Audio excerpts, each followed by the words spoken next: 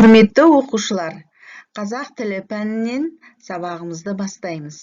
Бүгінгі сабағымыздың тақырыбы тауып сөйлеу өнер.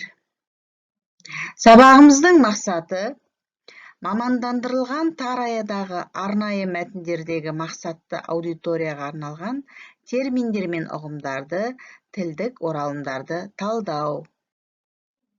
Сабағымыздың эпиграфы ретінде халық мақалы сөз қадірін білмеген, өз қадірін білмейді сөзін алып отырмыз.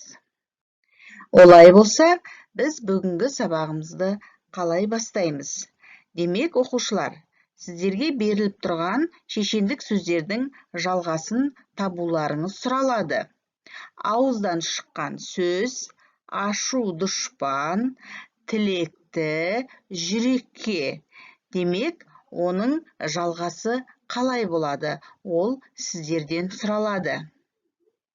Жарайсыңдар балалар, біздер Қазыбек бидің шешендік сөздерінен тапсырма орындаған екенбіз. Демек, ашу дұшпан ақыл дос, тілекті білек жеңбес, жүрекке әмір жүрмес.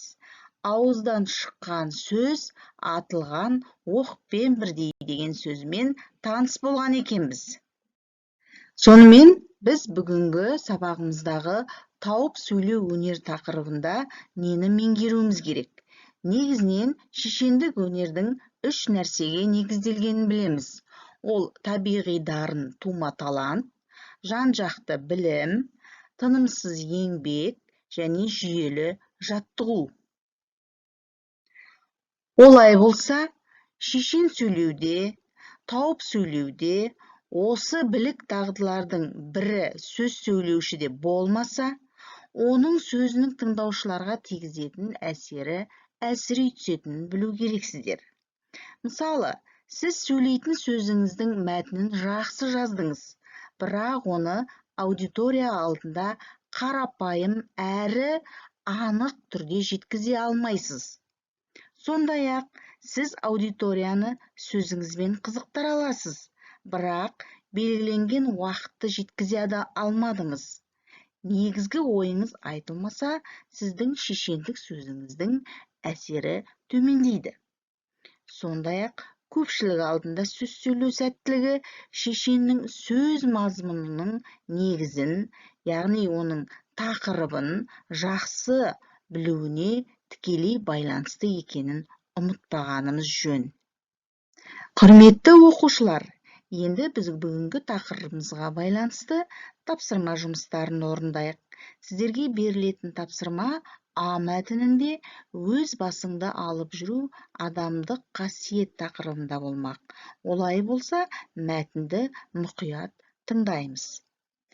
Тобықты елімен көршілес Төленгі руынан шыққан Меңаяқ би қайтыс болғанда, Абай аза тұтып дұға оқиды. Артынан жиналған елге, Меңаяқ өзінің басының атын өзі алып жүре алатын адам еді дейді. Азалы елдің бір үлкен адамы: Абай-ау, ол не дегенің? Меңаяқ өзінің атының ғана басы емес, рулы елді билеген адам емес пе дейді. Сонда оған Абай былай деп жауап берген екен: елді билеуден адамның өзін өзі билеу қиын. Жағдайы келгенде бақ көтеріп таққа отыру бола береді. Бірақ соның буымен өзін өзі ұстай алмай, абыройын шашатындар көп. Меңаяқ сонан аулақ жан еді. Оның зор адамдығының өзі сонда еді деп жауап берген екен. Құрметті оқушылар, енді екінші Ә мәтінімен таныс болыңыздар. Атақты Жанқұтты шешен Абайды бозбала шағында көріп, ақыл ойын, білім білігін, танымын тексергісі келеді. Оған былай деп сұрақ қойған екен: шырағым, дүние неге сүйенеді? Дүние үмітке сүйенеді. Көздің көрмесі бола ма? Көз қабағын көрмейді. Шам жарығының түспесі бола ма? Шам жарығы түбіне түспейді. Болат пышақтың кеспесі бола ма? Болат пышақ өз сабын кеспейді. Тамағына тартпайтын мақұлқат бола ма? өз тамағына тартпайтын мақұлқат болмайды дейді бала абай. Міне осындай шешендігімен танымал болған біздің ұлы абайымыздың бала абай кезінде жауап берген шешендік сөздері. Енді құрметті оқушылар, сіздерге осы А және Ә мәтіні бойынша тапсырмалар беріледі. Мәтінді оқып шығып, негізгі ойды тірек сөздер арқылы анықтайсыңдар.